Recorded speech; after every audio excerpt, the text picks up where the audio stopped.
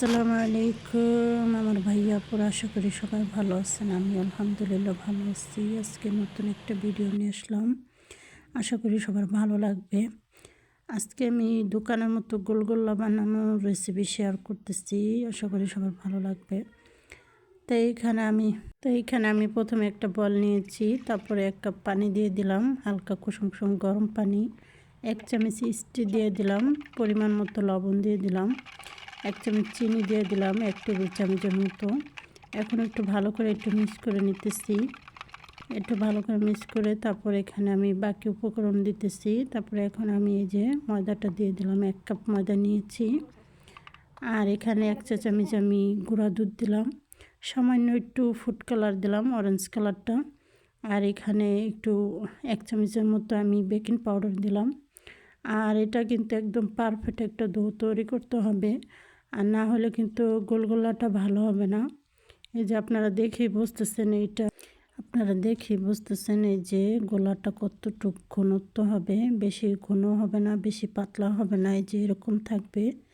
তাই এটা এখন আমি 10 মিনিটের জন্য রেস্টে রেখে দেব। 10 মিনিট পরে তারপর আমি এটা বানিয়ে নেব। এই তো আমার 10 মিনিট পরে এই তো আমি ফিরে আসলাম। এখন আমি একটা কড়াইতে এই যে তেল দিয়ে দিয়েছি। তেলটা গরম হলে আমি ছোট ছোট করে গোল গোল করে দিয়ে দেব। এই যে এখন আমি দিয়ে দিতেছি। আর এটা একটু হাতে একটু পানি লাগায় তারপরে আস্তে আস্তে করে দিতে হবে। আর হাতে পানি না লাগালে কিন্তু এটা আসলে আঠার মতো লেগে যাবে হাতে। তো এখন আমি এই যে আস্তে আস্তে করে সবগুলো এখন দিয়ে ভেজে নিতেছি। আর এটা খেতে খুবই মজা হয়, একবার বানিয়ে খেলেই বুঝতে পারবেন এটা খেতে কতটা মজা হয়। তো এখন এই তো আমি সবগুলো এই যে বানিয়ে নিতেছি, ছোট ছোট করে গোল গোল করে দিতেছি সবগুলা। আর এটা বাচ্চারা অনেক পছন্দ করবে এইভাবে বানিয়ে দিলে। এই তো এখন আমি সুন্দর সুন্দর করে সবগুলো ভেজে নিতেছি। এই তো এরকম একটা কালার চলে আসলে আমি উঠিয়ে নেব। এই তো আর একটু করে ভেজে নিলাম, এখন হয়ে গেছে। এই যে আমি সবগুলো উঠিয়ে নিতেছি। এখন বাকিগুলো আস্তে করে আমি এভাবে ভেজে নেব। এই যে সবগুলো উঠিয়ে নিলাম। আর বিশেষ করে এগুলো বাচ্চারা খেতে অনেক ভালো পছন্দ করবে, কারণ বাচ্চারা এইসব জিনিসগুলো খেতে অনেক ভালো পছন্দ করে।